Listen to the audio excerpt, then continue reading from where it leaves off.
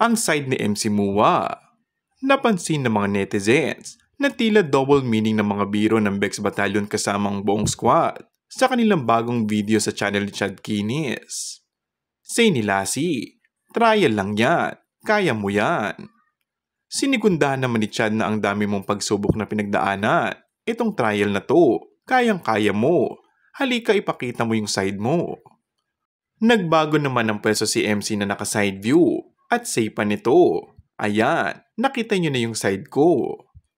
Maaalala kasing hindi pa din matapos-tapos ang kontrobersiya sa pagitan ng TVOs na sina MC at Lassie kaya ang kabogable star na si Vice Ganda.